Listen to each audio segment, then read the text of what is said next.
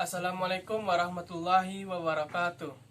Nama saya Muhammad Irfananda, NIM 180170778, Prodi Sastra Indonesia, Universitas Negeri Padang. Baiklah, di sini saya akan mempresentasikan sebuah bab dari buku ejaan seri penyuluhan bahasa, yaitu penulisan unsur serapan. Penulisan unsur serapan.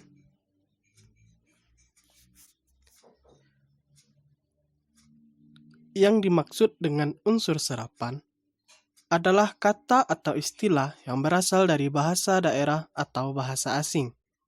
Kita tahu bahwa bahasa Indonesia berasal dari bahasa Melayu diperkaya oleh bahasa daerah dan bahasa asing.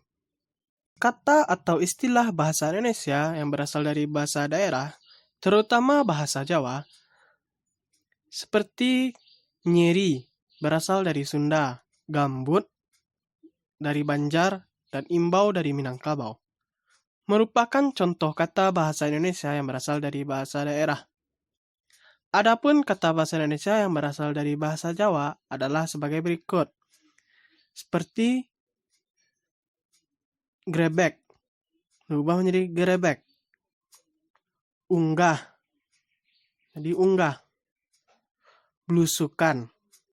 Kata atau istilah bahasa Indonesia banyak yang berasal dari bahasa asing, seperti bahasa Arab, Portugis, Belanda, Inggris, maupun Mandarin.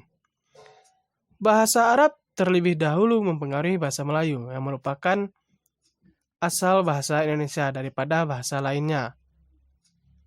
Bahasa Melayu sendiri menggunakan huruf Jawi atau disebut huruf Arab Melayu.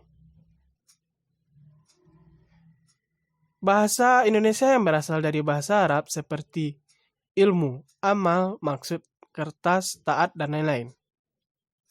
Dan adapun contoh bahasa lainnya seperti taman dari Parsi, jendela dari Portugis. Ketentuan umum penulisan unsur serapan.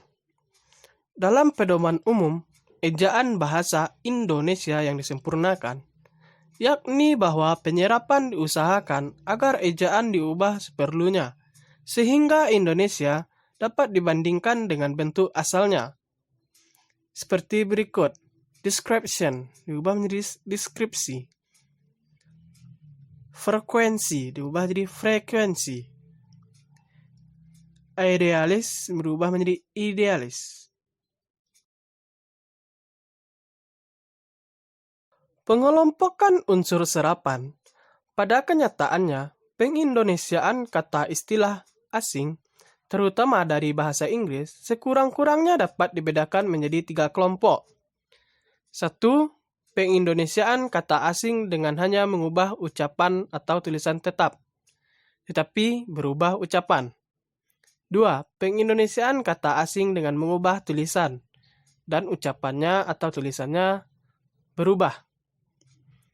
Pengindonesiaan kata asing yang sudah lazim.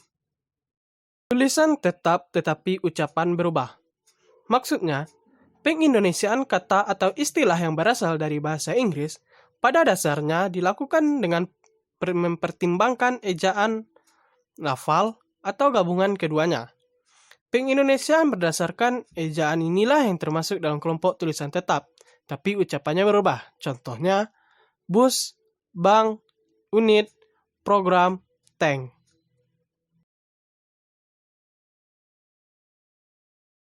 Sedangkan tulisan dan lafal yang berubah merupakan pengindonesiaan. Kelompok ini merupakan gabungan pengindonesiaan berdasarkan ejaan dan lafal. Artinya, kata atau istilah itu diserap atas dasar ejaan dan ucapan.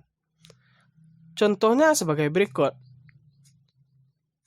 Komputer, manajemen, kurikulum, konkret, kongres.